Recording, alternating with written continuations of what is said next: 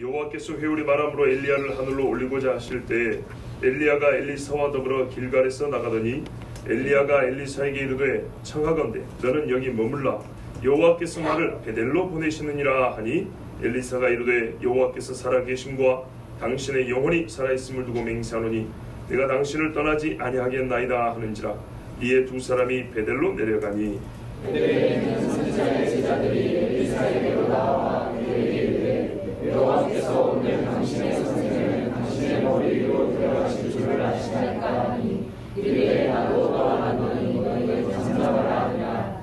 엘리야가 그에게 이르되 엘리사야 청하건대 너는 여기 머물라 여호와께서 나를 여리고로 보내시느니라. 엘리사가 이르되 여호와께서 살아계심과 당신의 영혼이 살아있음을 두고 맹세하노니 내가 당신을 떠나지 아니하겠나이다 하니라. 그들이 여리고에 이르매 여리고에 있는 선지자의 제자들이 엘리사에게 나와 이르되 여호와께서 오늘 당신의 선생을 당신의 머리 위로 데려가실 줄을 아시나이까 하니 엘리사가 이르되 나도 아노니 너희는 잠잠하라. 엘리야가 또 엘리사에게 이르되 청하건대 너는 여기 머물라 여호와께서 나를 요단으로 보내시느니라 하니 그가 이르되 여호와께서 살아계심과 당신의 영혼이 살아있음을 두고 맹세하노니 내가 당신을 떠나지 아니하겠나이다 하는지라. 이에 두 사람이 가니라.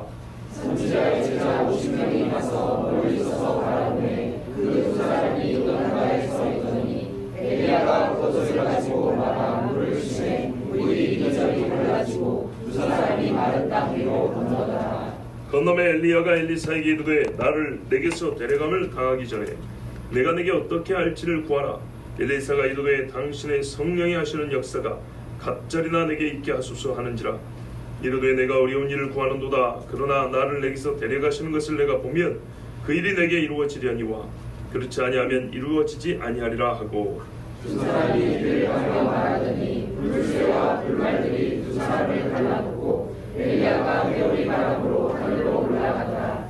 엘리사가 보고 소리 지르되 내 아버지여 내 아버지여 이스라엘의 방거와 그 마병에 왔더니 다시 보이지 아니하는지라. 이에 엘리사가 자기의 옷을 잡아 둘로 찢고 엘리야의 몸에서 떨어진 겉옷을 주워 가지고 돌아와 요단 언덕에 서서 엘리야의 몸에서 떨어진 그의 겉옷을 가지고 물을 치며 이르되 엘리야의 하나님 여호와는 어디 계시니까 하고 그도 물을 치며 물이 이리저리 갈라지고 엘리사가 건너니라. 여리고에 있는 선지자의 제자들이 그를 보며 말하기를 엘리야의 성령이 하시는 역사가 엘리사 위에 머물렀다 하고 가서 그에게로 나아가 땅에 엎드려 그에게 경배하고 그에게 이르되 당신의 종들에게 용감한 사람 50명이 있으니 청하건대 그들이 가서 당신의 주인을 잡게 하소서. 명령하건대 여호와의 성령이 그를 들고 가다가 어느 산이나 어느 골짜기에 던지셨을까 하나이다 하니라. 엘리사가 이르되 보내지 말라 하나 우리가 그로 부끄러워하도록 강청함에 보내라 하지라. 그들이 50명을 보냈더니 사흘 동안을 찾되 발견하지 못하고 엘리사가 여리고에 머무는 중에 우리가 그에게 돌아오니 엘리사가 그들에게 이르되 내가 하지 말라고 너에게 이르지 아니하였느냐 하였더라. 아멘. 오늘 말씀은 어린아이가 교회 학교 시절에 잘 배우는 말씀이고요. 아주 유명한 이야기입니다. 이름하여 엘리야의 승천이라 그러죠. 엄밀히 말하면 승천은 아닙니다. 승천은 지가 올라가야 승천이지. 그죠? 휴거입니다. 휴거. 한자 표현입니다. 끌어 당겼다니. 번이들도 그러잖아요. 들어올릴 때가 된 줄 아시나이까. 들어올린다 그러잖아요. 이게 한자로 말하면 휴거입니다. 영어 아니라 그랬습니다. 예, 한자 표현. 그런데 오늘 이야기는 그래서 상당히 신학적으로나 우리의 궁금한 어떤 우리 호기심으로나 묻고 질문할 이야기가 많습니다. 예를 들면 왜 하나님은 엘리야를 들어올렸을까? 안 죽고 살려서 이렇게 올렸을까? 또 왜 엘리사는 꼭 그 올라가는 모습을 봐야만 갑절의 영감을 받을 수 있는 건가? 그렇죠? 그거를 엘리야가 임의로 정했단 말이죠. 겉옷이도 그 보면 뭐하고 안 보면 뭐하는데. 또 한편으로는 겉옷을 가지고 물을 쳤다는데 겉옷이 없으면 능력이 임하지 않는 것인가? 뭐 등등등. 이제 이 갈수록 조금 좀 자질구레해지는 호기심이지만 매우 중요한 질문들이 많이 나옵니다. 똑같은 이야기를 유식하녀라면 선지자권의 계승에 있어서 어느 선까지 그 선교사 선지자와 함께야 선지자권을 합당하게 계승할 수 있는가? 이렇게 문구를 좀 바꾸면 유식하게 보이지만 하여튼 그 말이 그 말이에요. 이런 여러 가지 질문들을 할 수 있는데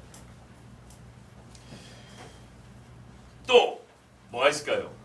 선지동산. 성지동산이라는 말을 어디를 가리켜서 부르는 말이죠? 신학교죠.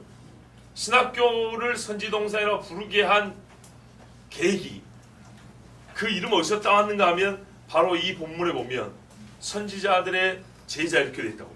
옛날에는 선지자들의 생도 이렇게 돼 있다고. 사원 생도처럼 보면 그런 것도 같아요. 단체 생활도 하고. 소위 이래서 과거 왕정 시대에 선지자들의 양성 법, 양성 형태, 집단적 선지자 양성이 있었는가 등등 선지자론에 관하여 연구할 주제들도 많습니다.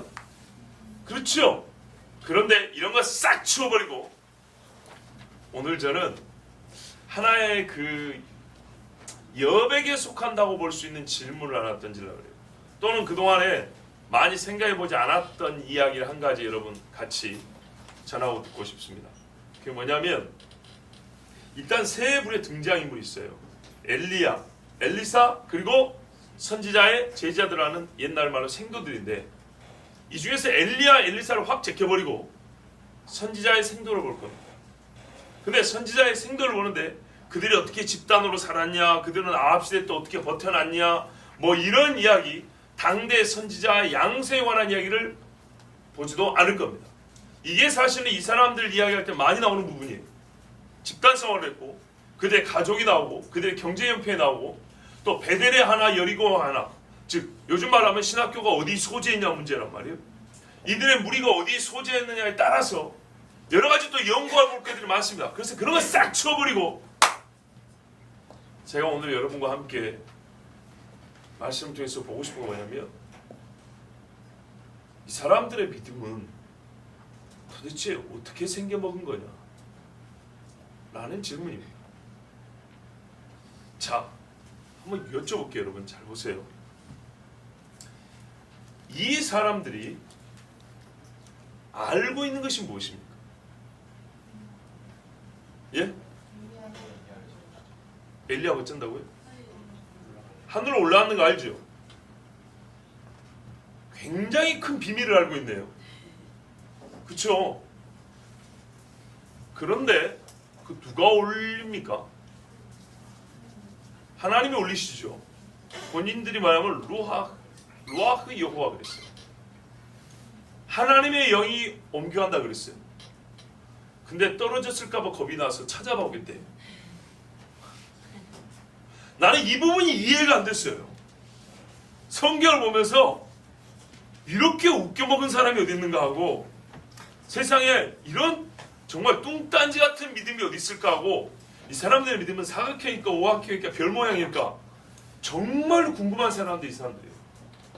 일관성 있게 믿음이 없어버리든지 갈수록 악해져 버리든지 일관성 있게 믿음이 있든지 아니면 갈수록 믿음이 좋아지든지 그래야 되는데 이 사람들은 불과 찰나의 순간 차이로 이게 믿음이 있는 건지 없는 건지 알 수 없는 모습을 보여준 사람들이에요.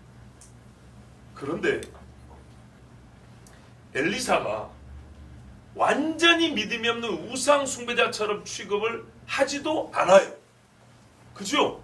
그냥 조금 딱하다는 목소리로 그러니까 내가 보내지 말라고 하지 않더냐 이러고 말아요.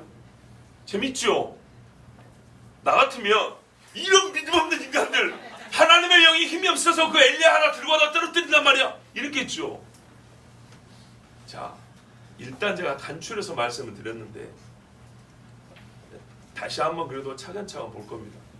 엘리야와 엘리사 이야기는 일단 오늘은 주제가 아닙니다. 매우 중요한 이슈들을 많이 갖고 있지만 오늘 보고 싶은 것은 이 주변에 있는 사람, 선지자의 생도라고 불리는 이 사람들 이야기를 통해서 우리가 하나님 주신 은혜와 또한 하나님의 계시의 말씀을 듣고자 합니다. 자, 다시 한번 보면 1절에 여호와께서 회오리 바람으로 엘리야를 하늘로 올리고자 하실 때 엘리야가 엘리사와 더불어 길갈에서 나갔대요. 자, 여정을 보면 길갈에서 베델로, 베델에서 여리고로, 여리고에서 요단강을 건너갑니다. 뭐 또 길갈이 위쪽이니 베델이 위쪽이니 뭐 이런 지리적인 이야기는 안 합니다. 하여튼 하나님이 옮겨갔어요. 그런데 엘리사가 어느 지역을 엘리야와 같이 갔는데 그 동네에 가는 데마다 선지자의 생도라고 불리는 집단 생활을 하는 거룩한 무리들이 있어요. 분명히 호칭이 뭐라고 되냐면 예언자들, 선지자들의 제자들 이렇게 돼 있어요. 그러면 엘리야와 엘리사가 맨날 거기 상주하면서 가르치는 건 아니지만 걔들끼리 모여서 말씀 공부도 하고 기도도 했고 또 정식 선지자가 돌아가면서 이렇게 가르쳤다는 것은 일단 오늘 사건이 가르쳐주고 있어요. 그죠? 걔들끼리 있는데 엘리야와 엘리사가 가잖아요. 거기 가서 만나지 않습니까? 맞죠?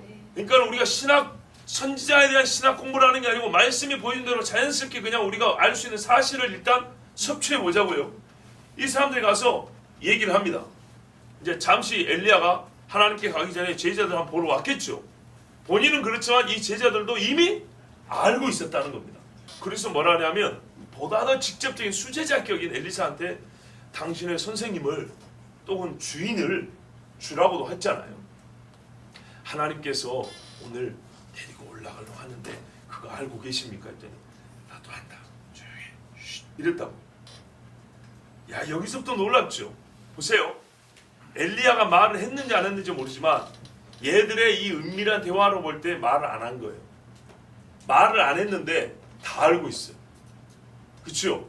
뭐 기도 중에 기도말이 새 나하고 들었거나 아니면은 뭔가가 이상한 조짐들이 있었거나 어쨌든 이래든 저래든 안에 엄청난 영적 비밀인데 이거를 엘리사와 이 제자들이라는 사람이 다 알고 있어요.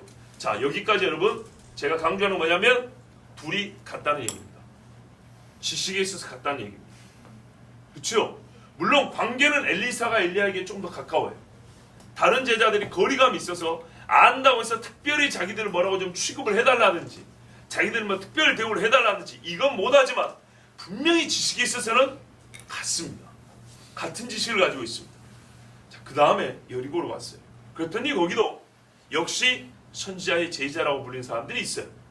물론 거기 가가지고 인사만 하고 왔을 수도 있지만 밥 한 끼 같이 먹을 수도 있고 하나님께 양 한 마리 잡아서 제사하고 기도하고 왔을 수도 있겠죠. 하여튼 이러고 또 가려고 하는데 제자들이 엘리사한테 조용히 말합니다. 이게 공개된 사실 같으면 엘리야한테 말했겠죠. 선생님 어디서 올라가십니까? 언제 올라가십니까? 뭐 이랬겠죠. 그런데 그렇게 말 안 하고 엘리사한테 말합니다. 근데 이 사람들은 오늘 하는 게 꼭 당장이라보다는 임박했다는 얘기죠. 그래서 선생님을 또 하나님이 취하여 원문 그대로 보면 이 머리 위로 데려간다는 말이에요. 머리 위로 끌어. 그러니까 분명히 휴거입니다. 데려간다는 거 아십니까? 제가 만약 휴거를 주제라면 이걸 강조했을 겁니다. 오늘은 주제가 그게 아니니까 일단 분명하게 하나님이 끌어가시는 건 사실이라는 거 여러분 아셔야 됩니다. 자, 이렇게 말하니까 엘리사가 나도 한다. 조용히 해 그랬어요. 왜 그러죠? 이때 뭔가 본인은 하고 싶은 일이 있었던 거예요. 자, 이래서 가는데 문제는 엘리야가 갈 때마다 엘리사 보고 따라오지 마라 그런 겁니다. 그렇죠? 따라오지 마라 하는데 꼭 룻처럼 따라갑니다. 룻이 그래서 약속을 받았지 않습니까? 야, 엘리사가 계속 따라와서 야, 하나님이 너 말고 나보고 이제 여리고 앞에서 그 나루토가 있으니까 요단강 건너가라 그런다. 옛날에 여호수아가 지나온 데 아닙니까? 요단강 건너가란다. 자, 여기서 또 우리가 이제 신학을 공부하는 사람 같으면 모세와 여호수아 모티브를 찾게 되죠. 선생님 그렇지요. 예. 왜냐? 모세가 요단 홍해를 건너 갈랐고 여호수아가 요단강을 건너서 후계가 됐잖아요. 엘리사가 요단강을 건너오면서 후계자라는 게 확인이 됩니다. 이 제자들한테. 그래서 공식으로 선지자 사역을 하거든요. 자, 이렇게 요런 주제 중요한데 오늘 그런 건 다 남긴다 이 말입니다. 자, 요래서 요단강을 건너갔어요. 가는데 어떻게 해요? 겉옷을 벗어가지고 확확 치니까 물이 쫙 벌어졌어요. 마른 땅으로 갖다 댔습니다. 자, 건넜는데 이제 요단강 건너편 어딘가에서 일이 벌어집니다. 그때 재밌는 걸 잘 보세요. 요단강 저쪽에 여리고 쪽에 있던 제자들이 보고 있었다고 돼 있습니다. 나 같아도 보고 있었겠네. 그죠? 그리고 그리 멀지 않아요. 멀지 않기 때문에 우리 한강만 하더라도 800m 1km 되는데 좁은 데는 500m 되고 건너편에 사람이 어렴풋하게 보이죠. 예, 아주 넓어버리면 잘 안 보입니다. 2km, 3km 돼버리면 안 보이는데 1km 이내면 보통 그 사람의 손짓도 보입니다. 자, 이래서 제자들이 가만 보고 있었어요. 그랬는데 왜 제가 보고 있었냐고 말하면 뒤에 이들이 하는 말이 봤다는 걸 증명을 해요. 예, 자 보세요. 이제 이럴 때 엘리야가 엘리사의 속을 훤히 들여다보고 있잖아요. 너 정말 뭘 원하냐? 자, 이거 중요한 겁니다. 원하는 것을 따로 엘리야가 들어주지 않아도 하나님은 이미 엘리사에게 기름을 부었기 때문에 얘가 엘리야를 잇는 후계자 맞습니다. 아시겠죠? 엘리야 시대에 이미 기름 부을 사람들 다 부었어요. 저기 예후도 부었고 저 위쪽에 하사엘인가? 아람에 그 있어요. 그 사람 기름 부었고 그 다음에 엘리사도 기름 부었어요. 이미 다 했기 때문에 끝났습니다. 그런데 엘리사는 공식적으로 선지자 자격이 없어서가 아니라 더 사모하는 게 있었어요. 잘 보세요. 더 사모하는 게 있어서 자기가 이미 기름 부은 것도 알고 다른 제자들하고는 급이 다르잖아요. 이미 엘리야의 관계가 다르죠. 그래서 엘리사가 선지자 사역에도 누구도 이의를 제기하지 않아요. 그런데 특별히 더 원하는 게 있었어요. 뭐냐? 자기가 사역할 때를 보니까 아합은 죽었지만 아합의 아들이 다스리는 시대란 말이에요. 아시겠죠? 그 시대에 자기가 사역을 해야 되고 하나님께서는 얼마 있으면 이스라엘을 멸망을 시켜버립니다. 때가 얼마 안 남았습니다. 말 그대로 이스라엘의 마지막 때입니다. 이때를 사역하려고 하니까 소위 형식적으로 공식적으로 엘리야의 승계자라는 것만 갖고는 안 되는 거예요. 그래서 뭘 구했냐? 권능을 구했어요. 권능을. 예수님이 하나님이시지만 이 땅에 오셨을 때 어떻게 했어요? 하나님께서 예수에게 성령과 권능을 기름 붓듯 부으심에 그가 가르치며 전하며 고치며 살리며 이렇게 말씀을 했어요. 예수님이 이 땅에서 종을 왔기 때문에. 그래서 가장 어두운 시절에 엘리야 엘리사 콤비가 어쨌다고요? 죽은 자를 살렸다 했지 않습니까? 그만큼 하나님의 말씀과 권능이 필요한 시대였어요. 그래서 저 역시도 요즘에 하나님 사람에게 무슨 능력 있는 종이란 게 아니고 시대적으로 지금은 주의 권능이 필요합니다. 그리고 하나님 뭐라 하냐면 2000년 전에도 그랬지만 지금도 마지막 때가 내가 내 영을 부어준다 그랬어요. 부어주는 때를 가만 봐보세요. 엘리야 엘리사 때 부어주고 처음 교회가 세워질 때 부어주고 약속은 또한 말세에 부어준다 그랬어요. 정말로 제일 어려울 때들이고 중요한 시점입니다. 그래서 엘리사는 엘리사 이야기도 많이 안 할 거예요. 하여튼 엘리사는 그래서 뭘 구했냐면 권능을 구했어요. 근데 권능이 있으면 어떻게 해요? 영의 부음을 받아야죠. 하나님의 영의 부음. 그래서 그거를 당신에게 부어진 하나님의 영감을 나는 갑절을 구합니다. 이렇게 요구를 했어요. 이 기도가 마치 솔로몬의 기도처럼 하나님께 합당하게 들려. 왜? 본인이 할 일이 그거기 때문에. 그래서 엘리야는 하나님의 사람으로서 그 기도에 그 원함의 합당함을 인정하고 그냥 그대로 해도 되는데 왠지는 모르겠지만 네가 내가 올라가는 것을 보면 그렇게 된다 그랬어요. 아마 이게 하나님 주신 감동에 따라 한 말일 겁니다. 근데 우리가 왜 이 방법이지? 이거는 모릅니다. 하여튼 엘리야가 올라가는 것을 보면 그렇게 된다 했습니다. 그런데 여러분 이것도 아셔야 됩니다. 올라가는 것을 바라보는 것도 쉽지 않습니다. 왜죠? 조금 있으니까 불말과 불병거가 나타났대요. 안 봐서 여러분 개들이 어떻게 생긴지 모르죠? 겁나게 무섭게 생겼어요. 커요. 우리 천국 설교할 때 들으셨죠? 하나님이 명령하면 갈기에 불이 확 붙어가지고 샥 날리고 상상만 해도 얼마나 멋집니까? 걔들이 하늘에서 왔어요. 엘리야를 어쩌려고? 비성경적이죠. 엘리야를 태웠단 말 없습니다. 잘 보세요. 어떻게 돼 있는가? 11절 보세요. 두 사람이 길을 가며 말하더니, 걸어가면서 말하고 있는데 불수레와 불말들이 두 사람을 갈라놓고 엘리야가 회오리 바람으로 하늘로 올라가더라.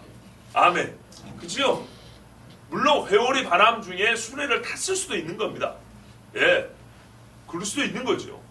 그렇지만 일단 불수레와 불말이 했던 건 뭐냐면 엘리야와 엘리사를 격리시켜놨어요. 이 하늘로 올려질 사람과 땅에 남을 사람을 확 뛰어나버렸다고. 이 충격에 그냥 나타나니까 무서워서 엘리사가 뒷걸음친 게 아니고 두 사람 사이로 들어와서 얘들이 뛰어다니면 어쩌겠습니까? 보통 사람 같으면 넘어지고 정신을 잃을 수도 있겠죠. 어려운 겁니다. 거기다가 그러니까 엘리사가 엘리야가 올라가면서 본다는 게 쉬운 일이 아니라 이 말입니다. 불말과 불병거가 소리내며 열을 내며 막 뛰어다니면서 두 사람 사이를 저 멀리 뛰어나 버렸어요. 그러면서 회오리 바람이 슉 부는데 그게 잘 보일까요? 속이? 잘 안 보이겠죠. 엄청난 흙바람이 흙먼지가 막 일어나면서 거대한 소용돌이란 말이죠. 이 안에 엘리야가 들어있으면 어디에 어디만큼 들어있는지 잘 보이지도 않습니다. 그런데 엘리사가 이 와중에 정신을 차리고 끝까지 엘리야를 주목해야 되는 겁니다. 이건 결코 쉬운 일이 아닙니다. 우리가 학교에서 옛날에 운동장에서 회오리 바람 가끔 일어나면 요만하게 일어나잖아요. 그러면 그 옆에도 흙먼지 때문에 막 눈 가리고 그러죠. 그러므로 엘리사가 엘리야에 올라가는 모습을 바라본다는 것은 계속 쳐다보고 있다는 것은 굉장히 어려워요. 자, 그런데 무엇 때문에? 엘리사가 성령의 충만한 기름 부음을 받고 싶은 그 일념으로, 호기심 때문이 아니고 그 일념으로 끝까지 바라봅니다. 그런데 엘리야가 올라가면서 어떻게 해요? 겉옷이 떨어집니다. 예, 오늘 같은 뭐 이런 식의 겉옷은 아니고 좀 헐렁하고 큰 옷이니까 그 바람 가운데 떨어집니다. 하나님이 떨어뜨려 주신 거죠. 그랬더니 이거를 엘리사가 취합니다. 자기 옷은 찢어버립니다. 이 겉옷은 또 권위의 상징이고 능력의 상징이죠. 그래서 이 겉옷을 가지고 이제 뭐예요? 엘리야의 옷을 입고, 그것이 곧 표하는 말은 엘리야의 심령을 가지고 엘리야에게 보였던 영을 받았다는 확신이죠. 이걸 가지고 입고 갑니다. 어디로요? 사역지로 가야지. 여기다 무슨 기념비 쌓을 건 아니잖아요. 그래서 요단강 건너가야겠는데 어떻게 해요? 믿음으로 이거를 딱 뽑고 말아가지고 물을 빡 쳤더니 어떻게 돼요? 샥 벌어진 겁니다. 그랬더니 저 여기 건너편에 있던 애들이 봤습니다. 우와 보고 엘리사가 건너오자마자 딱 땅에 엎드려 절을 합니다. 예, 우상 숭배하듯이 숭배하는 게 아니라 당신을 엘리야를 이은 선지자로 인정한다는 뜻입니다. 즉 이제부터는 엘리사가 이들의 선생입니다. 뒤에 보면 엘리사가 책임집니다. 예, 뭐 남의 도끼 잃어버렸다 해가지고 빚졌다 하면은 그 집에 기름 채워주고 국 끓여 먹는데 이게 독이 들어있다면은 모세처럼 말이죠. 예, 이 독을 해독도 시켜주고 얘들 먹여 살립니다. 엘리사가 가르치고 먹여 살리고 엘리야가 하던 일을 합니다. 자, 그래서 이 제자들이 엘리야를 이은 이스라엘의 대선지자예요. 당시 엘리야만 있었던 건 아닙니다. 그렇지만 자기들의 선생님 같은 그런 분으로 이제 공식적으로 절을 하며 모십니다. 자, 여기까지는 할렐루야인데 이제 제가 처음 말씀드렸던 이제부터 진짜 아주 띵후회하는 사건이 벌어집니다. 이 사람들이 엘리사한테 뭐라 그러냐면, 자 보십시오. 말이 얼마나 웃긴가. 16절 보세요. 16절 같이 읽습니다. 17절까지 시작. 그에게 이르되 당신의 종들에게 용감한 사람 50명이 있으니 청하건대 그들이 가서 당신의 주인을 찾게 하소서. 염려하건대 여호와의 성령이 그를 들고 가다가 어느 산이나 어느 골짜기에 던지셨을까 하나이다 하니라. 엘리사가 이르되 보내지 말라 하나 무리가 그러하도록 강청하며 보내라 한지라. 그들이 50명을 보냈더니 사흘 동안을 찾되 발견하지 못하고. 아멘. 이야, 정말 귀한 사람들입니다.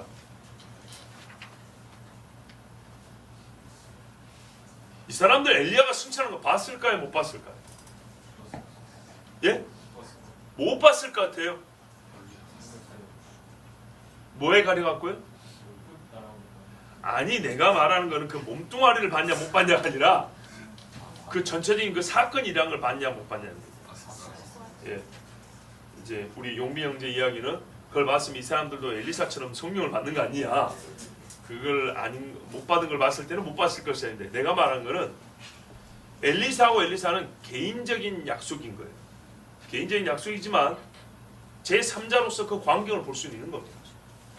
그런데 여러분, 강이 수십 킬로 떨어진 게 아니고 몇백 미터 상관입니다. 그리고 사람을 들어 올리는 큰 회오리 바람이기 때문에 충분히 그 광경을 볼 수 있습니다. 그리고 이 사람들의 말에 봤다는 게 나타납니다. 보세요. 엘리사가 엘리야의 겉옷을 가지고 왔다는 것이 엘리야가 곧 들림받았다는 증거는 아닙니다. 무슨 말인지 아시겠어요? 겉옷을 가졌으면 들림받았다는 건가? 그건 아니죠. 벗어줄 수도 있는 거고, 죽기 전에 유물로 남겨줄 수도 있는 거고.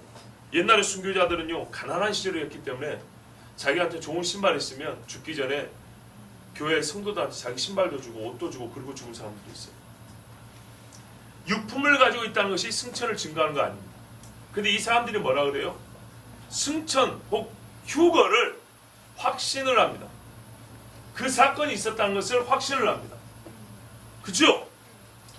자, 재미없습니까? 재밌죠? 재밌다는 표정 한번 지어주세요. 자, 봐보세요. 꼭 이런 논리적인 이야기 할 때 약간 좀 어려워하시는, 하나 안 어려워요. 생각을 해보세요. 사람이 누구 옷을 입고 있다는 것이 어떻게 휴거해진 거냐고요. 어떻게 그거 얻었어요? 이렇게 물어보지. 근데 뭐라 그래요? 16절에 여호와의 성령이 그를 들고 가다가, 언제 들고 간다고 말했어요? 휴거가 일어날 것을 예상을 했지만 일어났다고 누가 막 뉴스에서 보도해 줬나요?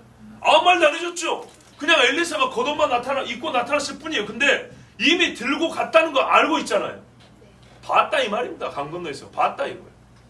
자, 봤기 때문에 뭐라고 말합니까? 어느 산이나 골짜기에 던지셨을까? 말을 해도 진짜 하나님이 엘리야를 던지려고 들고 갔을까요? 어디다 떨어뜨리셨을까? 공중 강습 훈련을 어디다 그러면은 예를 들어서 와보세요. 이 에스겔도 하나님의 영이 나를 들어 어디다 놓고 이러잖아요. 그거는 굳이 안 찾아도 돼요. 왜? 사역 때문에 간 거니까. 찾았으면 뭐 할 거예요? 그죠? 아니 사마리아에도 누굽니까? 빌립이 에티오피아 네시아에게 말씀 전하고 순식간에 어디 가버리잖아요. 하나님이 옮겨가는 거, 그건 안전을 염려할 문제가 아니에요. 사역 때문에 하나님이 이리 옮기고 저리 옮기는 거예요. 그런데 이 사람들은 뭐예요? 사역의 염려가 아니고 안전에 대한 염려예요. 안전에 대한 염려. 그러니까 제가 이해가 안 되는 사람들입니다. 도대체 어떻게 생겨먹은 사람들일까?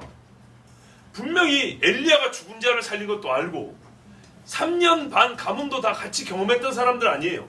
이 사람들이 깐난 애는 아니니까 몇 년 전에 있었던 가뭄 다 함께 경험했을 거 아닙니까? 그때 당시 그 오바댜가 누군가가 50명씩 선지자들을 숨겨가지고 아합 당시에 먹이고 막 했다는 거 하지 않습니까?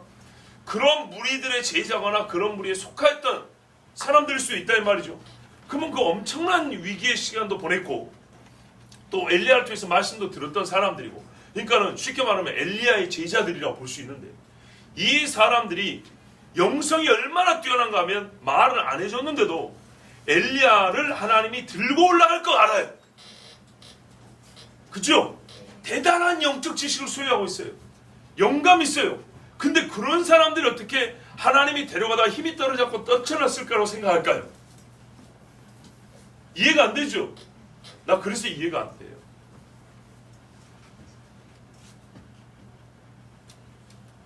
그래서 엘리사한테 뭐라면 찾아보겠대. 용사 50명 있대. 이 용사가 진짜 전쟁터에서 군인들 말할 때 쓰는 그 말이거든요. 용맹한 사람들이 있으니까 우리가 3일길을 찾아보고 있대요. 어느 골짜기나 산에 떨어져 있는 게 산이고 골짜기고 다 찾아보고 있다는 얘기입니다. 엘리사가 한숨이 나오죠. 아까는 하나님이 들고 온다고 분명히 뭐라 했어요? 하나님께서 당신의 머리 위로 들어올릴 줄 아십니까? 라고 그렇게 말을 했고, 나하고 걔들하고 똑같은 지시를 갖고 있었어요. 근데 관계가 좀 다르기 때문에 나는 엘리야한테 더 요구해서 영의 감동을 더 받은 것 뿐이고, 이 승천 혹은 휴거의 사건 자체에 대해서는 똑같은 믿음을 갖고 있었어요. 잘 보세요. 엘리사는 영감을 받았으니까 그러지, 그 이렇게 얘기하면 안 돼요. 휴거만 갖고 얘기하는 거예요. 휴거됨에 대하여 똑같은 지시를 가지고 있고 똑같은 믿음을 갖고 있었어요. 요거를 믿는데 갑자기 영감이 필요하진 않아요. 그렇죠? 그런데 인간들이 사건이 일어나는 걸 봐놓고 사건이 끝난 다음에는 뭐냐면 이거를 못 믿는 사람처럼 분명히 어디 떨어졌을 것이니까 찾아보겠다는 거예요. 그래서 엘리사가 하지 마라 그랬는데 부끄럽기까지 간처했다잖아요. 허락을 안 해주면 떠나지 아니하겠나이다. 막 떼거지로 몰렸고, 그 중에 대표가 50명이니까 훨씬 더 많은 사람들이 모여가지고 막 윤호하여 주시옵소서 막 이렇게.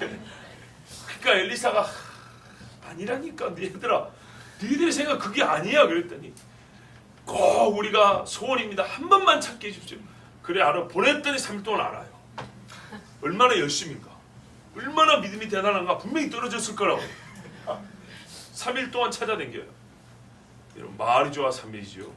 사람의 사랑이 수색하러 3일 간다는 건 진짜 어려운 이야기입니다. 자, 그러면 이 50명의 용사라는 사람들이 50일 동안 뭐 했을까요? 그냥 찾았을까요? 선지자의 제자들이잖아요. 기도하면서 찾았지. 하나님이 엘리야를 찾게 주시옵소서. 엘리야의 시신이 어디 있습니까? 분명히 말하지만 시신이 아니면 찾을 일이 없다니까요. 왜? 엘리야가 걸어가 버리죠. 계속 떨어진 자리에 가만히 있겠냐고 걸어가지. 또 하나님이 원하신 세계정수로 가버리지.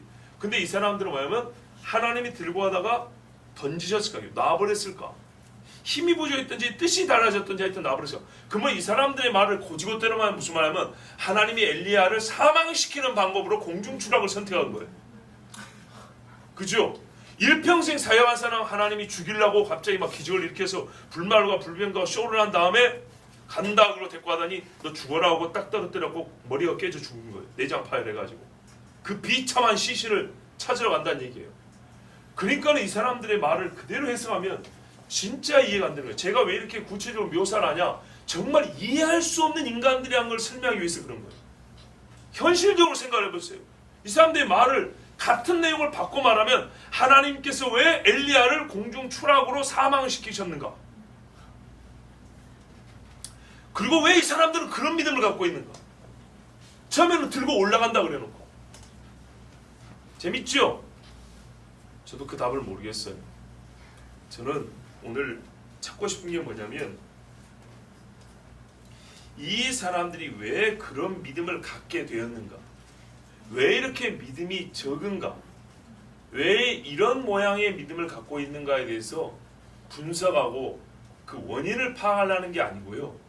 그 현상 자체에 대해서, 자, 다시 말씀드립니다. 이 본문은 간단한 사건 같지만 신학적으로는 고민하고 연구할 게 엄청나게 많아요. 엘리야가 나중에 예수님의 변화산에서 변모된 모습에 엘리야, 모세, 예수님 똑같이 나타나죠.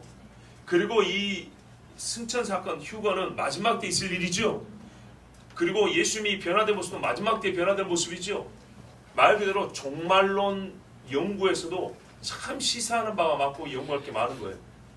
그렇지만 저는 그런 종말론적 연구가 아니고 오늘 이 아주 주변에 있는 사람으로 보이는 선지자의 제자들의 행태 그 자체만 가지고 오늘 진짜 종말 시대를 사는 우리의 모습을 좀 빗대어 보려는 거예요. 그것만 갖고도 충분히 일단 우리가 얻어야 될 교훈이 넉넉하기 때문이에요. 자, 보세요. 이 사람들은 엘리사와 많은 부분이 같습니다. 홍교사님, 그쵸? 많은 부분이 같습니다. 근데 마지막에 뭐가 하나 달랐습니다. 그 다른 거를 뭐라고 말할 수 있죠?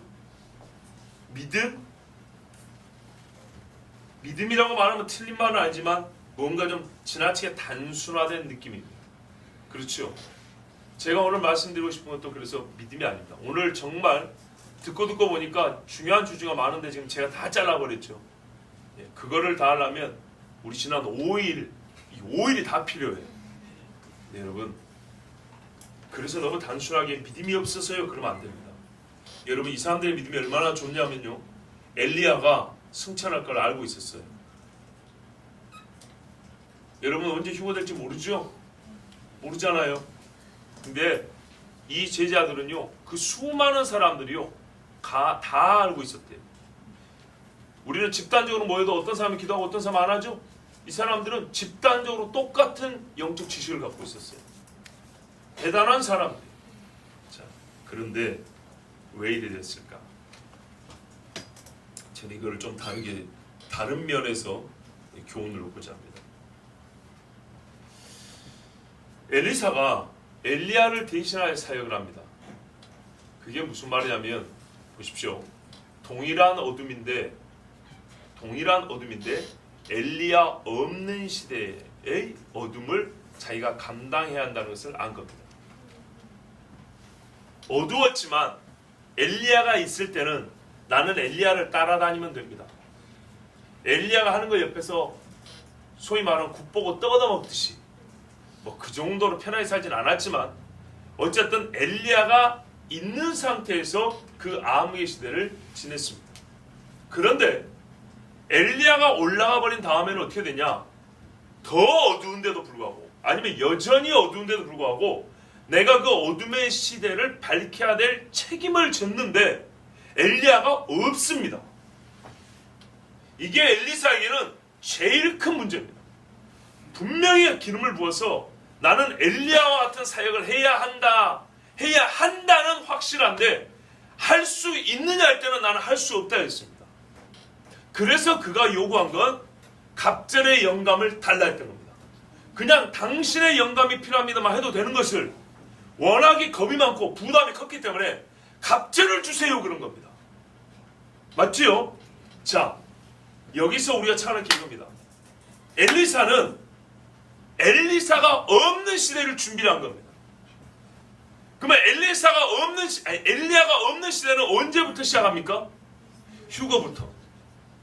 이 휴거라는 특별한 이 사건이 있고 난 후부터는 어떻게 되냐면 엘리야가 없는 시절을 살아야 합니다. 엘리야가 없는 시절이지만은 나는 엘리야가 있었을 때처럼 살아야 하고 엘리사가 하는 일을 내가 그대로 해야 합니다. 그렇다면 여기서는요, 믿음도 중요하지만 뭐가 확실해졌나요? 확보되냐면 인식입니다. 인식. 잘 보세요. 나는 엘리야 이후 시대를 산다. 나는 엘리야 이후 시대이기 때문에 정말 더 어려운 시대예요. 더 어두워지는 시대예요. 이스라엘이 갈수록 망해간다니까요. 쉽게 말하면 종말이 가까운다고요. 이 나라의 종말이 가까운 시대를 살아야 될 사람이고 그 시대를 책임져야 될 선지자의 직무를 감당해야 할 사람이에요. 즉 요즘 표현하면 그의 세대가 시작된 거예요. 엘리사의 세대를 책임을 져야 됩니다. 엘리사의 세대, 곧 자기의 세대가 올 줄 알았어요. 언제로부터요? 엘리야가 승천하면 그때로부터. 이게 결정적 사건이에요. 아시겠죠? 이게 이날이 그때예요. 이날이 그때. 이날이 있음으로부터 나는 나의 세대를 책임을 져야 돼요. 지금은 어두면 이 세대나 그 세대나 다 덮고 있지만 지금은 엘리야의 세대라면 엘리야가 올라가면 나는 엘리사의 세대를 감당해야 되기 때문에 엘리사는 엘리야가 그의 세대를 감당했을 수 있었던 능력, 바로 그게 필요하다고 자기 세대를 준비하여 이 영감을 달라 그랬어요. 아시겠죠? 물론 이걸 달라는 것도 믿음이지만 일단 그건 차치하고 자기 세대가 왔다는 것을 알고 그 시대의 구분점이 엘리야가 승천될 때부터라는 걸 알고 그 다음을 준비하는 일을 여기서부터 했고, 이게 일어난 후부터는 말 그대로 포스트 엘리야 이후 세대를 본인이 시작을 했다고요.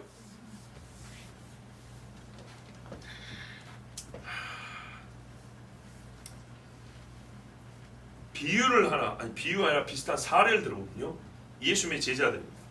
잘 보십시오. 예수님께서 살아계실 때 무슨 이야기를 했냐면 나 죽는다, 부활한다, 그 이후에 이런 일이 있을 거라고 다 얘기를 해줬어요. 다 얘기를 했죠. 그런데 막상 십자가가 일어났어요.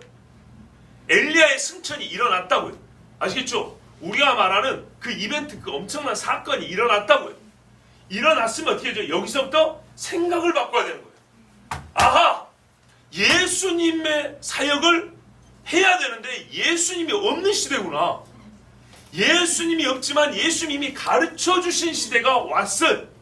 이제는 요 일을 하나님이 다 말씀해 주신 거를 우리가 감당해야 되는구나 했겠죠. 그러면 그때부터 기도도 하고 말씀도 연구를 해야겠죠. 근데 요거는 두 번째고 일단 그걸 알아야 된다고요. 엘리사는 그걸 알았다고요. 근데 예수님의 제자들 어떻게 했죠? 몰랐어요. 중요한 거 보세요. 예수님이 죽을 거 알았어요. 그쵸? 잡힌 것도 봤어요. 십자가에 매달린 것도 봤네. 무덤에 들어간 것도 봤네. 엘리야가 강 건너간 거 봤네. 불말과 불병과 나타난 거 봤네. 하늘로 올라간 거 봤네. 이제 엘리야의 시대는 끝났다고요. 물론 예수님의 시대가 끝났다고 좀 맥락이 좀 다르지만 하여튼간에 육체로서 예수님의 사역은 이 땅에서 끝났다고요. 그쵸? 예수님이 이미 이 때를 말씀했다고요. 내가 죽고 육체로 너희를 떠난 후에 있을 일을 육으로 있을 때 말해줬다고요. 엘리야가 육으로 함께할 때 엘리사와 다른 제자들은 엘리야를 통하여 하나님의 말씀을 충분히 들었다고요.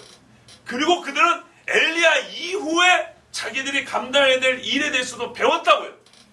그리고 준비를 했었어야 됐다고요. 그런데 마치 예수님의 제자들처럼 예수님이 막상 십자가에 돌아가셨는데 그 충분히 배운 지식을 전혀 예수님 이후에 활용하지 않고 쓰지 않고 감당하지 않았어요. 첫 번째로 부활부터 안 믿었어요. 무덤에도 가봤네. 무덤이 비었어요. 여인들이 와서 뭐라고 했어요? 예수님 부활했다고 말씀했죠. 엘리사가 강을 건너왔네. 건너오긴요 갈라내고 걸어왔지. 증거가 있죠. 엘리야의 겉옷을 입고 왔어요.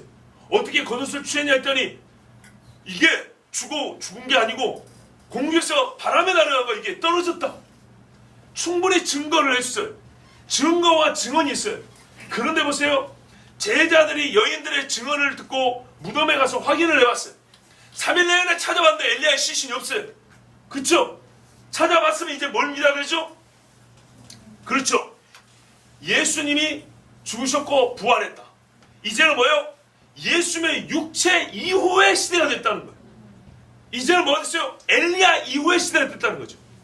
근데 이거를 엘리사는 엘리야가 승천할 때부터 깨닫고 시작을 벌써 해버렸어요. 어떻게 알아요? 엘리야 하나님 어디 있습니까? 하고 불렀죠. 그리고 그 옷으로 물을 가루 시작을 했죠. 그대로 반대로 들어오잖아요. 사역으로 들어온 겁니다. 근데 이 멍청이들 어떻게 해요? 시신찬다고 건너가고 있네. 예수님이 부활했습니다. 그랬으면 아니죠. 사실은 예수님이 십자가에 죽을 때부터 부활을 믿고 예수 육체 이후의 사역, 즉 영으로 함께 하시는 예수 시대를 준비하고 사역을 해야 되겠죠. 근데 이 사람들은 거꾸로 무덤 확인한다고 또 가봤네. 없어요. 믿었습니까? 안 믿었습니까? 그래도 못 믿어요. 그래도 못 믿으니까 뭐가 안 돼요? 그래도 못 믿으니까 뭐가 안 돼요? 골방에 숨어 있을 뿐이에요. 무슨 말인지 아시겠어요? 엘리사는 엘리야의 승천부터 포스트 엘리야, 포스트는 그 이후란 말입니다. 엘리야 이후 세대를 믿었고 준비를 했고 그래서 간구를 했고 아시겠죠? 그래서 그 사람은 바로 사역을 시작하고 자기의 때, 자기의 세대를 책임지기 시작했지만 이 수십 명 또는 수백 명의 무리는 같은 지식을 갖고 있었는데 이 결정적 사건에 대한 의미를 이해하지 못했어요. 이 결정적 사건을 통해서 그들은 새로운 마인드를 가지고 새 시대를 준비하는 자들이 되지 못했어요. 여전히 어떻게 해요? 육체로 함께 있는 시대의 엘리야, 그 엘리야 육체의 시대에 여전히 거하고 있는 거예요. 그래서 그 시신을 찾겠다는 거예요. 이제는 엘리야의 시신을 찾을 때가 아니고 엘리야가 없지만 엘리야의 심령을 가지고 우리가 이 시대를 어떻게 감당해야 될 것이냐, 이것이 그들이 생각해야 될 바가 되고요. 그들의 사고방식 패러다임이 바뀌어야 되는 거예요. 육체로 함께 하신 예수님의 시대가 아니라 영으로 함께 하시는 예수님의 시대를 살아갈 준비를 해야 된다고요. 아시겠죠? 패러다임이 바뀌었어야 됐어요.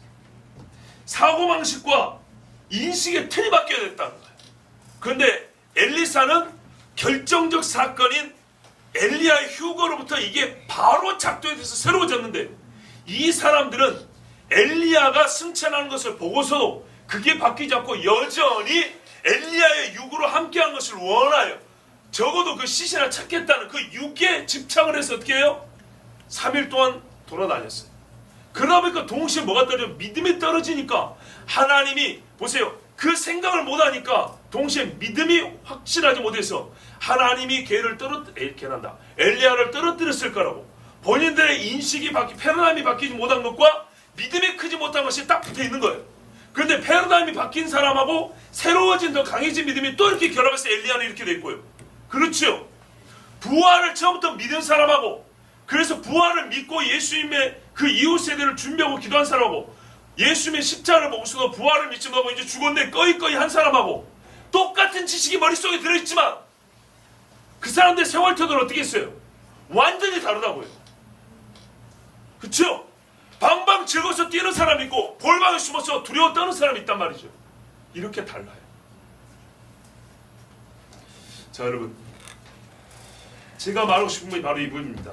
결국에는 믿음이 없는 것인데 그 믿음과 관련해서 이 사람들이 휴거에 의미하는 말을 생각하지 못했다는 거예요. 휴거가 의미하는 말은 하나님께서, 휴거 자체가 엘리야를 휴거했다는 것은 엘리야에게 주신 의미가 있지만은 이제 그걸 이제 일단 차치한다 했죠. 엘리야가 휴거됐으면 그 시대를 하나님이 버렸다는 것이 아니고 기름 부어 세운 자들에게 엘리야 이후 세대를 맡겼다는 말입니다. 그 이후 세대를 맡기고 그 이후 세대가 시작됐다는 그 선을 어디서 우리에게 보여주셨냐면 엘리야의 휴거부터라 이 말입니다. 그러면 이 사람들은 그 날을 맡기 전부터 무슨 생각을 했냐면, 이 일이 벌어지면, 예수님도 있잖아요. 그 날이 오면, 그 일이 벌어지면 너희가 내가 말한 것을 미리 기억나서 알게 하려고, 그렇죠? 그때인 것을 알게 하려고 말했다 그랬죠. 그러면 이 일이 벌어지면 이 의미를 막 찾고 막 여기 이 이전에 어떤 향수와 그림에 젖어가지고 그 이전의 틀에 갇혀 있을 게 아니라 이제 이 일이 벌어지면 저는 준비 단계로서 있었다면 이후는 새로운 패러다임으로 자기들의 사역을 감당해야 된단 말이죠. 여기서 새로운 패러다임이라 무슨 뭐 교회를 부셔서 새로 진다든지 무슨 온라인 예배를 그런 말이 아니에요. 동일한 어둠의 시대예요. 동일한 어둠의 시대인데 하나님은 엘리야하고 똑같은 사역을 하겠어요. 똑같은 사역입니다. 여기서 새로운 패러다임은 뭐냐면 자기들의 시대라는 거예요. 우리가 엘리야를 따라다니면서 엘리야를 보조하는 게 아니라 내가 엘리야의 직무를 감당해야 될 때가 됐다는 것을 알아야 된다 이 말입니다. 예수님이 제자들에게 말한 게 그거잖아요. 내 일을 니들이 하라 그랬잖아요. 내가 한 것을 너희도 하고 나보다 더 큰 일도 안 해요. 종류가 다릅니까? 똑같은 일입니다. 똑같은 일인데 내가 이제는 너희에게 맡겼으니까 너희가 하라는 겁니다. 근데 그것을 가르는 사건이 뭡니까? 육체로 가실 때 영으로 가실 때죠. 그래서 예수님이 뭐예요? 육으로 죽으시면 여기서 마냥 슬퍼할 게 아니라 어떻게 해요? 이제 예수님이 육으로 죽으셨기 때문에 대속사역을 완수하셨기 때문에 이제는 그 피의 공로로 그 능력으로 우리가 주님의 일을 감당해야겠구나 하고 서로 으쌰으쌰 모여서 기도를 하고 그 다음을 시작을 해야 되는데 여전히 지식만 갖고 있고 그 이전 모드를 살고 있었다고요. 아시겠죠? 엄마 아빠가 돌아가시면 소년소조 가장 이제는 내가 엄마 아빠 되어 살아야 되는데 엄마 아빠가 계실 때 그 어리광을 그대로 이 모드를 가지고 살고 있는 거예요. 엄마를 그리워만 할 뿐이에요. 그냥 엄마 아빠의 생전 모드를 가지고 사후를 어떻게 사냐고. 무슨 말이 알겠어요? 예.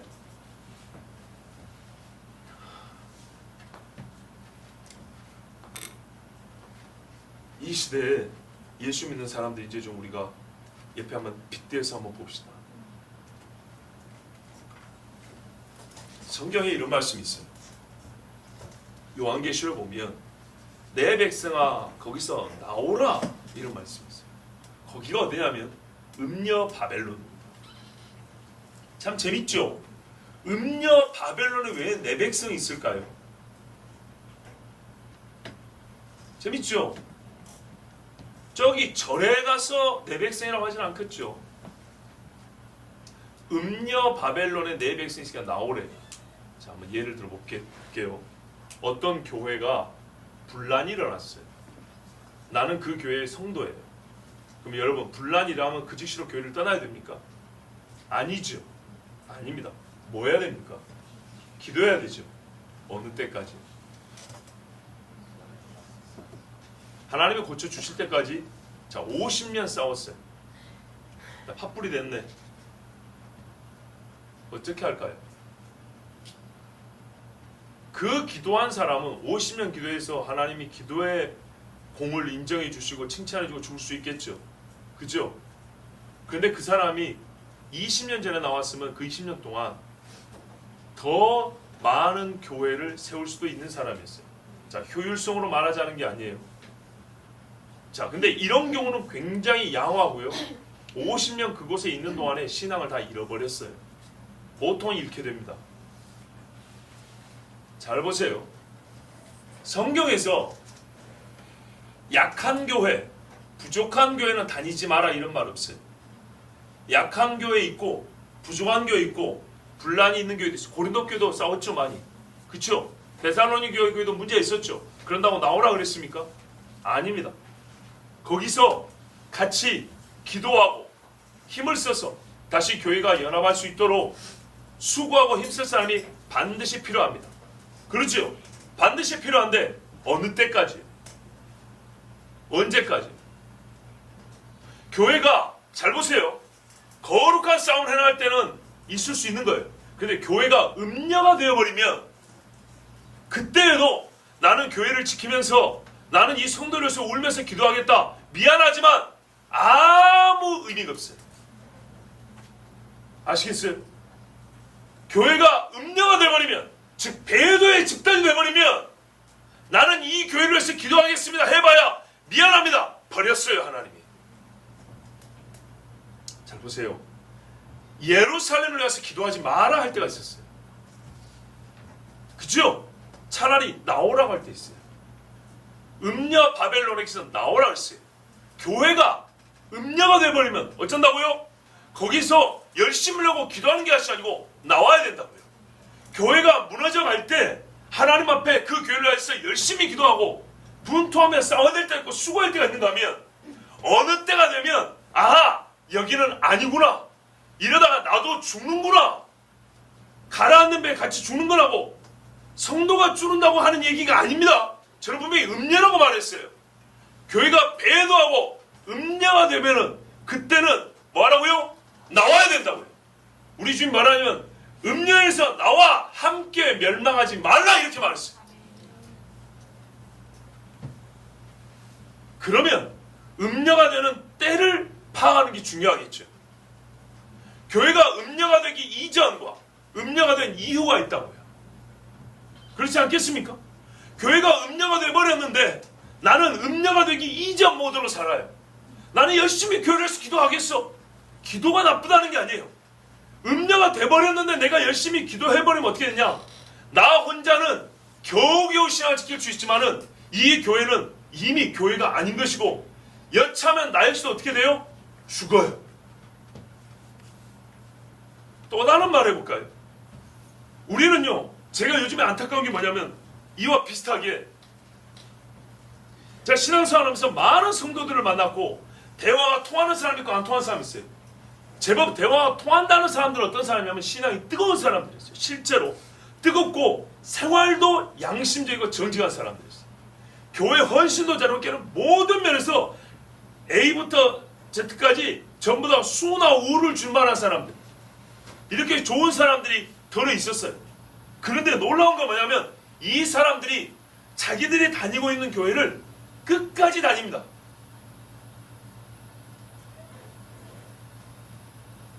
그게 뭐가 잘못이에요?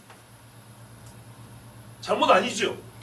그런데요, 교회가 음녀가 되어가고 있는데도 안 떠납니다. 그러면서 뭐라고 말하냐?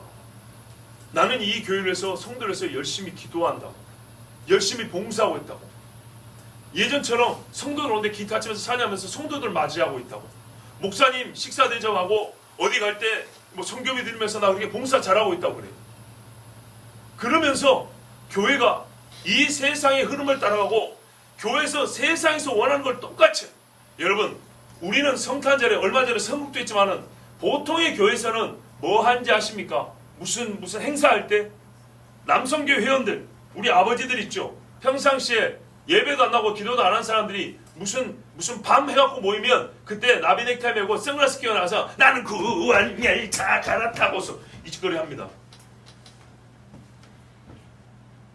많이 봤죠, 그런 거. 아저씨들 나오니까 엄마들 애들 막 재밌다고 하면서 막 이러고 있습니다. 목사들이 그럴 때 한번 낮아지고 무너져야 된다고. 목사들이 이상한 분장 나오고 성도들 즐겁게 하다고 정신이 없습니다. 그런데 놀라운 건 뭐냐? 그 교회에서 기도한다는 성도들이 무슨 말이냐면 나는 주님이 곧 오실 줄 알아요, 이렇게 말합니다. 잘 보세요. 주님이 곧 오실 줄 알아요. 엘리야를 하나님이 들어 올라가실 줄 알아요. 예수님이 곧 있으면 죽을 줄 알아요. 알아요. 그런데 자기들의 생활 모드는요, 신앙 모드는요, 주님이 안 오실 때 모드로 살아요. 잘 보세요. 여러분들도 정신 차려야 됩니다. 이게 무슨 말이냐? 휴거의 때를 알아요. 엘리야가 올라갈 때 정도까지 알아요. 대단한 지식이에요. 그런데 어떤 상태로 산다고요? 엘리야가 이 땅에 있을 때의 신앙 모드로 산다고요. 나는 이게 안타까운 거예요. 물어보면 주님이 곧 오신 줄 안대요. 성경에 보면 마지막 때 이런 징조가 나타날 걸 안대요. 알아요. 그래서 그 사람은 보통의 신앙생활보다는 열심히 해요. 근데 어디에서요? 전혀 그 감각이 없는 사람들과 함께 사는 생활 속에서 나는 뛰어난 사람인 거예요. 군계 일학인 거예요. 아시겠어요?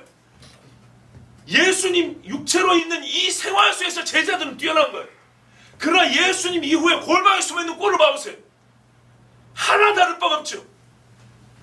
엘리야가 휴거되기 전에 이 제자들은 뛰어난 사람들이었어요. 자기들끼리 고향을 떠나서 집단생활하면서 기도하면서 엘리야가 승천할 끝까지 하니 얼마나 영성이 뛰어난 사람들입니까? 그렇죠? 그래요, 안 그래요? 그러죠. 그런데 막상 그 크리티컬 이벤트, 이게 엄청난 사건이 일어났단 말이에요.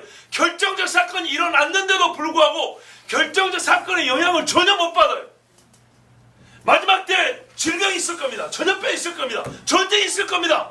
알아요. 10년 전에도 아는 사람이 있고 20년 전에도 아는 사람이 있고 30년 전에 아는 사람이 있더라고요. 마지막 때는 배도가 있을 거래요. 마지막 때는 종교가 섞일 거래요. 마지막 때는 사랑이 식어진대요. 마지막 때는 교회가 쪼개진대요. 마지막 때는 모든 사람들이 어떻게 해요? 서로 미워하게 된대요. 잡아 죽인대요. 전염병이 창궐한대요. 막 말탄자들이 나오고 막 그런대요. 30년 전에 그 이야기 하더라고요. 근데 지금 어떻게 해요? 지금 여기서 일어나고 있는데 어떻게 해요? 그때가 아니래요. 사건이 벌어져 오는데 그때가 아니래요. 너무 지나치대요. 그건 아직도 나중에 돼요. 요한계시록 인때면 벌어질 일들이 하나님이 초왕생말, 흑생말 보내는 이 이야기가 나중이래. 아직도 어느 때까지 경험을 해봐야 되겠어요. 휴거가 됐는데 아직 휴거 이전을 살고 있어요. 예수님이 죽었는데 예수님 이전을 살고 있어요. 그 다음을 준비하라니까. 이 사건이 일어났는데 뭘 도와줄까요? 이제 성령이 와서 너희와 함께 하지 않으면 너희는 나와 동행할 수가 없다고 말했어요. 그러면 성령을 구해야 되지 않겠어요? 그런데 예수님이 죽은 것 이상 뭘 더 그걸 증명을 해줄까요? 근데 여전히 못 믿어요. 우리가 똑같은 어두운 시대지만 엘리야의 사역을 감당한다는 거 말로는 알아요. 우리가 때가 되면 그거 감당해야죠. 언제? 엘리야가 승천했는데 시시나 찾고 있단 말이죠. 아니 이상 어떤 사건으로 그걸 보여줘요. 이상 어떤 사건으로 시작됐다는 걸 보여주나 이 말이죠. 예, 빵 소리 났으면 달려가야지. 빵 소리 났는데 여전히 준비운동 하고 있어요. 곧 있으면 출발선에 가서 100m 경주해야 돼. 언제? 조금 있으면 해. 그때 되면 내가 열심히 달릴 거야. 아까 빵 소리 났는데 그거 아니고 아직 멀었어. 정말 이게 속이 뒤집어질 일이에요. 그런 분들이 많은 교회에 있어요. 여러분 거짓말 아닙니다. 나는 매우 실제 얘기해요. 내가 그런 분들을 많이 알고 있기 때문에. 보통의 교회에서 신앙생활 합니다. 그분들 자부심이 대단합니다. 아까 말했죠. 봉사 잘해, 예배 잘 드려, 정말 열심히 합니다. 그러면서도 보통 성도들이 알지 못하는 마지막 때 이야기 대화가 저하고 된다니까요. 종말 이야기 대화가 돼요. 예? 대화가 되는데 십몇 년 전부터 대화를 하면 대화가 되는데 문제는 뭐냐면 그 때가 되면 어떻게 하시겠습니까? 그때를 어떻게 살겠습니까? 할 때는 지금 사는 곳을 넘어가고 싶지 않아요. 지금 삶의 라이프 스타일을 깨고 싶지 않아요. 보세요. 사건이 일어났으면 그 사건이 일어난 이후를 살아야 될 거 아니에요. 그죠? 아니 나라의 사건은 세월호 사건이 있으니까 세월호 이후라고 우리가 말을 하잖아요. 어째요? 항만청에서 조사를 열심히 하죠. 안전장비 갖춰놓죠. 막 홍보하죠. 막 뭐랍니까? 이거 막 우리 그 신상 다 적고 배 타라 그러죠. 주민등록증 없으면 여러분 배 안 태워줍니다. 요즘에 배 타기가 얼마나 언제 아세요? 옛날에는 거의 뭡니까? 배가 뜨기 직전에도 가던 빠꾸 하던 배도 잡아가지고 탔어요. 지금은요 승선 5분 전에 매표가 끝나지 않으면 못 타요. 저번에 제가 섬에 갔을 때 3분 남았는데 배 떠나는 때까지 제가 기다리고 있었어요. 3분 남았는데 표를 안 끊어줘서 바닷가에 있어서 내가 타고 가는 배가 나를 안 태우고 가는 걸 봤어요. 안 끊어줘요. 이게 지침이라는 거예요. 왜죠? 이게 6년 전 세월호 사건 이후로 벌어진 일이에요. 소위 세상에서도 어떤 사건 이전과 이후가 이렇게 달라요. 모든 시스템이 달라진다고. 시스템이 생각의 패러다임이 바뀐다고요. 아시겠어요? 그런데 우리는 성경에서 말하는 전 세계적인 사건들이 일어나고 있음에도 불구하고 우리는 그 사건 이전을 살고 있어요. 신앙의 모두가 그 이전을 살고 있다고요. 한겨울에 왔는데도 여전히 반팔 입고 살고 있다고요. 근데 더욱 안타까운 건 뭐냐? 그 때가 오기 전에 알고 있었다는 사람들이. 나는 알고 있어요. 곧 있으면 전쟁이 일어날 거예요. 곧 있으면 전염병이 일어날 거예요. 곧 있으면 종교 간에 뒤섞여지고 짬뽕이 되고 교회가 배도하는 일이 벌어질 거예요. 그런 이야기를 저하고 수도 없이 했던 사람들이에요. 그런데 지금 되어가는 일이 바로 그때입니다라고 말을 하면 아니래요. 그게 그렇게 심각하면 당신의 목사가 무슨 이야기냐면 전혀 그런 이야기를 하지 않는데, 전혀 그런 이야기를 하지 않고 성경대로 안전하다 평안하다 이야기만 줄기차게 하고 있대요. 그런데 왜 안 나오십니까 하면 나는 여기서 기도하면 된대요. 이 말은 교회 바꿔서 우리 교회 오라는 얘기가 아니에요. 예? 저보다 훌륭한 목사 많고 훨씬 더 전투적인 사람 많고 깨끗한 사람 많고 진짜 능력 있는 사람 많아요. 나는 우리 교회라는 얘기 아니라 그래서 그분한테 다른 교회를 소개도 해줬어요. 나 같은 사람보다 훨씬 훌륭한 분들이 있다고. 제발 제가 말하는 건 뭐냐면 때가 됐다는 걸 좀 아시라 이 말이에요. 됐다고요 이제. 예? 그때가 오면 이렇게 해야지가 아니라니까요. 이미 스타트가 됐다고요. 근데 그때가 오는 걸 내가 알고 있대요. 그때는 무슨 일을 할 줄을 알고 있대요. 그러면서 그때 이전을 살고 있어요 여전히. 왜? 그때가 왔다면 안 믿으니까. 그래서 그때만 준비하고 있대요. 그때를 준비할 때 왜 그때가 안 했으니까 아직 안전하잖아요. 그러니까 현재 있는 공동체와 현재 있는 무리수에서 벗어날 이유가 없죠. 왜? 그때가 안 왔으니까 아직. 근데 우리는 뭐라 그래요? 코로나만 보더라도 봐라. 왔다 아닙니까? 왔다. 여러분 물어볼게요. 저번에도 안 말씀드렸는데 코로나 때문에 제일 많이 바뀐 게 뭡니까? 예? 예배예요. 뭐 그렇게도 하지만 이제 일반적으로 통제와 감시입니다. 코로나로 죽은 사람이 많다 이게 제일 큰 뜻이 아닙니다. 그런 걸 일일이 보고해서 보도해서 어느 병원에서 누가 죽었는데 어떠냐면 그렇게 해요. 폐업돼 버리겠죠. 근데 희한하게 코로나는 발표를 정말 사람 뒷조다시피 다 색색 쳐잡고 내두죠. 그러면서 진짜 달라진 거 뭐냐면요. 코로나 때문에 죽은 사람이 확 는 게 달라진 게 아니고 사람들이 감시를 원해요. 통제를 원해요. 제가 몇 년 전에 했던 말이죠. 때가 되면 감시를 원하고 통제를 원할까? 왜? 안전 때문에. 근데 실제로 그렇게 위험하냐? 위험하지 않다는 게 아니라 위험보다 훨씬 더 많은 두려움을 만들어내서 우리를 좀 통제해 주세요. 우리를 좀 붙잡아 주세요. 우리를 좀 살려주세요. 이렇게 사람들이 자발적으로 원하게 한다고 그랬어요. 제 말은 사람을 치사시키는 죽게 만드는 바이러스가 없다는 얘기가 아니고 우리가 지금 경험하고 있는 것은 생각보다 크고 위험한 것은 아니라는 겁니다. 교회 가서 걸린 게 아니라 교인이 걸린 겁니다. 말을 해도 꼭 이렇게 해요. 교인이 걸릴 수 있는 건데 교회 가서 걸렸다. 식당에 가서 밥 먹어보세요. 똑같이 집단 조리해가지고 배식 바닥 먹는 거 똑같습니다. 뭐가 다릅니까? 똑같죠? 아니 같은 큰 소세타가 식당에 가면 조리해놓죠. 그것도 싹 담아놓잖아요. 그렇죠? 서로 마주보고 돈 내고 먹는 것뿐이지 공동 조리해서 공동 식사하는 거 형태가 똑같잖아요. 근데 교회는 안 된대요. 그래서 어떤 분이 물어봤대요. 소모임 못하게 하는데 교회에서 한 건 못하게 하면 그러면 교인들이 카페 가서 하면 어떻게 되죠? 일반 사람들은 괜찮고 교인이니까 그건 걸리나요? 뭘 찍고자 하는 말이죠? 뭐가 다르냐는 얘기죠. 뭐가 다르냐는 얘기죠. 사실상 여러분 우리가 한 번만 생각하면 하나 다른 게 없어요. 그러면 제가 왜 이 코로나 얘기하냐? 당신의 설교가 무슨 상황이냐? 바로 이겁니다. 시작됐다는 얘기를 말하는 겁니다. 종말의 교회를 탄압하고 너에게 핍박이 있을 것이고 너희가 난리와 난리를 듣고 소문을 났어요. 제가 마태복음 강의할 때 말했죠. 소문이란 진실이 확산되는 이야기가 있을 것이며 어떤 거는 거짓말인데도 성도들을 불안하게 하고 우리의 신앙을 와해시키기 위해서 나오는 거짓말도 포함하여 이 소문이라고 말한다. 분명히 그때 제가 설교했어요. 몇 년 전에. 한 3년 전에. 그거를 가려들을 수 있어야 된다는 얘기입니다.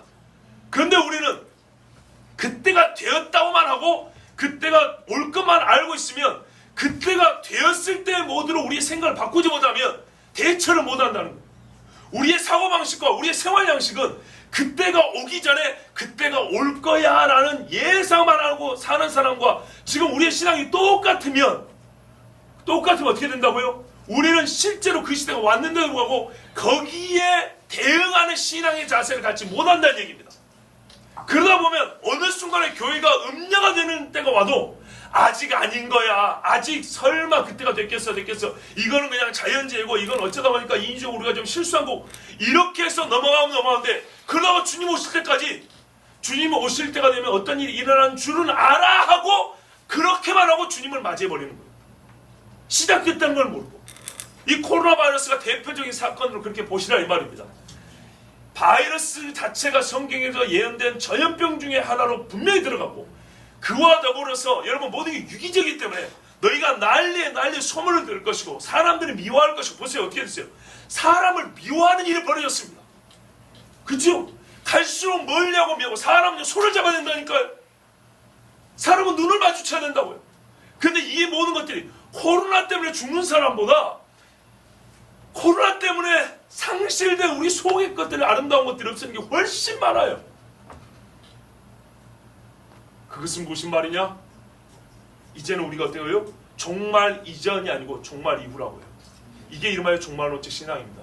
2000년의 성도들이 예수님이 부활했다는 것을 믿게 되자 종말 신앙을 갖게 됐어요. 육체로 계실 때 예수님과 함께했던 신앙이 아니고 육체로 계시지 않는 시대지만 주님과 함께하는 신앙을 갖게 됐어요. 무슨 말씀 아시겠죠? 그래서 육체로 함께하지 않지만 주님과 함께하는 신앙을 살기 때문에 필요한 게 뭐냐면 성령의 충만이었어요. 그래서 성경에서는 똑같이 말합니다. 엘리야의 시대인데 엘리야 이후에요. 어두워요. 더 어두워요. 이스라엘이 곧 망한다니까요. 더 어둡지만 엘리야의 했던 사역을 이어나가기 때문에 엘리야의 심령을 달라고 그랬고 더 어두워지고 예루살렘도 파괴되고 이제는 뿔뿔 터져야 돼요. 그렇지만 예수님의 사역을 똑같이 했을 때 예수님의 영을 받아야 되겠어. 이 마지막 때도 주님 오시기 전에 갈수록 어두워지고 배도하고 음료 속에 들어가기 때문에 어떻게 했어요? 우리에게는 너희는 마지막 때가 내가 내 영을 부어준다고 했다고요. 그런데 이게 시작된 줄 알아야 그 영을 달라고 간구라고 엘리사처럼 당신의 영을 갑절이나 받기를 원한다고 쫓아내려야 될 거 아니에요. 포스트 엘리야를 준비해야 되는데 엘리야가 이 땅에 있을 때 엘리사는 준비를 했어요. 제자들도 준비가 됐는데 제자들은 마치 이 사람들처럼 이 선지자의 제자들 똑같은 이 제자들처럼 말하면 대부분 이렇게 눈을 감고 모르는 거예요. 여러분 이제는 아셔야 됩니다. 우리는 종말 이전에 살면서 종말을 예상하는 사람들이 아니고요. 그 예상했던 것과 준비한 것과 배웠던 지식이 이제 실제로 활용되어야 하는 종말의 시대를 실제로 살고 있는 겁니다. 세월호 사건 이후와 이후에 세상은 다르게 바뀌었지. 코로나 사건 이후와 이전에 세상의 시스템은 완전히 다 바꿔졌습니다. 완전히 바꿔졌습니다. 경제활동, 사람의 인간관계, 모든 사람의 의식구조가 바뀌어져 버렸습니다. 그런데 우리는 여전히 어떻게 해요? 신앙에 있어서는 종말이 아니라고 생각하고 아직 때가 아니라고 생각하고, 그러면서도 종말에 대한 지식을 갖고 있는 것 때문에 나는 준비가 되어 있다고 생각하는데, 미안하지만 준비 때가 이미 지났다니까요. 이제는 준비한 지식, 배운 지식, 믿고 있는 바를 어떻게 하라고요? 이제는 실제로 살아야 된다고요. 그래서 엘리사처럼 여러분, 우리가 해야 될 건 뭐냐? 정말요, 성령의 충만을 구해야 됩니다. 아멘. 이게 하나님이 약속한 겁니다. 아멘. 엘리야와 같은 도구를 하나님 주십니다. 엘리야의 겉옷이라면 우리의 말씀에 검도주고 믿음의 방패 줍니다. 여전히 그때나 언제나 변함없이 하나님의 말씀이 여기 있습니다. 아멘. 기도와 말씀으로 살되 분명한 것은 여러분의 의식 구조를 바꿔야 됩니다. 아멘. 지금 우리는 마지막을 준비하는 게 아니고 내 세대가 엘리사와 같이 이 날의 이 땅의 끄트머리다. 이 끄트머리에 우리는 살고 있다라는 그 생각을 가지고 이제는 신앙생활을 해야 됩니다. 아멘. 그래서 더욱 필요한 것은 그런 생각을 가지고 신앙생활하기 때문에 구함은 성령의 충만입니다. 기도하겠습니다. 하나님 아버지 감사합니다.